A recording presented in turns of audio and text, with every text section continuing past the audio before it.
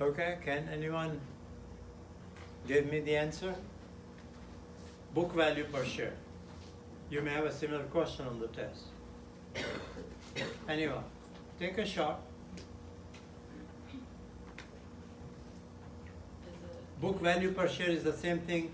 Owner's equity per share, shareholders' equity per share, stockholders' equity per share. So where do you see total owner's equity, stockholders' equity? Remember, these are synonymous terms, so make sure you understand.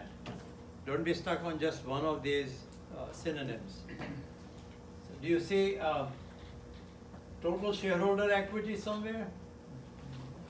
Row 43? Do you see row 43? B43? Okay, and then do you see, where do you see shares outstanding? Row 41? So what do you do now? Divide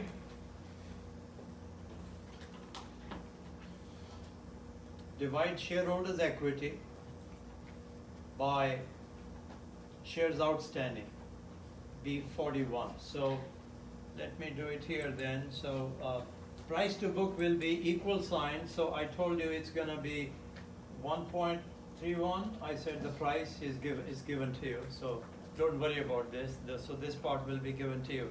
Now I have to find book value per share. So in parentheses, why? Because I have to divide one number by another in the denominator. That's why I put parentheses around. So here I open balance sheet, and balance sheet I see total shareholder equity. I click on B43, and division sign I divide by B41. Okay. Okay, so this is the answer, 0.295. So what is this 0.295? 0.29 or 0.3, if you want to round it up, divided by 1. What does it mean? It means the book value is the accounting value, remember, historical value, okay? And 0.29 or 29 cents is given by the investors, by the markets. Okay, so what it says is that the JCPenney's market value is only 29% or 29 cents, 29% of the book value, 29% of the book value. So the book value is higher. The market value is lower than the book value. Okay, what's the industry average? The industry average is 2.35. Okay, which means typically in this industry, when the book value is $1 per share, the market value is $2.35. Okay, but in the case of JCPenney, the book value is $1, but the market is saying, hey, you are not worth $1, you are worth just 29 cents. Does it make sense? That's what the market is saying. In the parentheses, it was total shareholders' equity divided by Number of shares outstanding. Okay, so this is the book value per share. So if you want to know, book value per share is owner's equity or shareholders' equity. Okay, and divide the number of shares outstanding. Number of shares outstanding. Number of shares outstanding.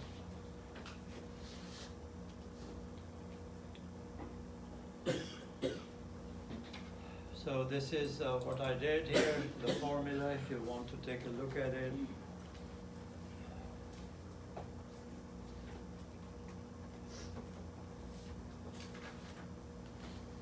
B43 contains owner's equity, shareholders' equity, whatever you want to call it, and B41 contains number of shares outstanding.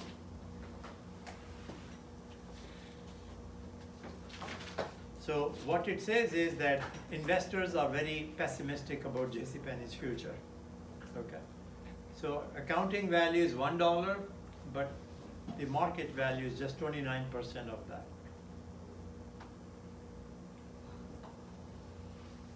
All right. Okay, I want you to think about it now. Let's analyze. So what do you think? Let's go back to number 1. do you think, looking at these ratios only, okay, now, as I said, you know, if I really want to answer the question, hey, can JCPenney pay its bills in the next 12-month period? I'll do much more, believe me. But here, for our case, just assume these two ratios are sufficient to answer this question. So what do you think? Do you think JCPenney will be able to pay its bills over the next 12-month period? Is this close to the industry average, right? It's close to the industry average? I don't see any problem, right? So if I must answer this question based on these two ratios, yes, JCPenney should be able to pay its bills over the next 12-month period. But remember, this data is from the February of last year. So they are about to come out with their, latest, latest financial statements, and one of these days. So this is almost a year old now, but yes. And of course, if you had answered this question last year, you would have been right. JCPenney is still around. Okay, look at this here. Is JCPenney borrowing too much to survive in the long run? Are they borrowing, making too many loans, long term?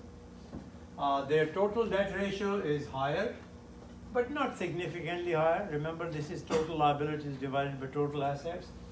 This is one point. This is, you see, where the problem is. Okay, yes, so it raises, and also this is a problem. This is lower than the industry average. So they are not covering interest, as many times as the industry is doing. They are covering interest only 35%, which is very low. So for every $1 of interest expense, they have only 35 cents. Okay, and here this ratio is nearly twice as much as the. So the higher this ratio, the worse. Remember this ratio, the higher the worse. So understand, remember that. Okay, debt is not generally good. The more debt you have, the more risk there is.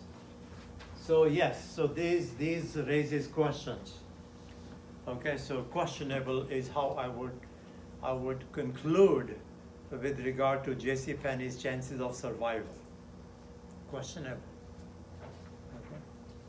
Because they are using too much debt, and also they are not covering interest expense as many times as the industry is. So their interest coverage is very low. So questionable, yes. Okay, number 3, are they managing their assets efficiently? Look at this. This is lower than the industry average. Inventory turnover, it means they have more inventory and less sales. Okay, is it more than 10% lower than the industry average? Yes, 12%. So it's significantly, in my opinion. So they are not managing their inventories well. This ratio is lower. Okay. So this they have nothing in receivables. They don't sell on credit. That's what it means. So that's why you have 0 here. So that's okay. Total asset turnover, they are very close to the industry average. So yes, this is the source of their problem. This is the root of their problems, which is inventory turnover. They are not selling their inventories, or they are selling it at a slower pace than the industry. Okay, and then their net profit. So as the industry as a whole is declining, you see they have 0% profit. Net profit margin is 0. Yeah, it's 0. You have the first after the decimal place, you have 2 zeros, so that's 0%. So JCPenney is negative.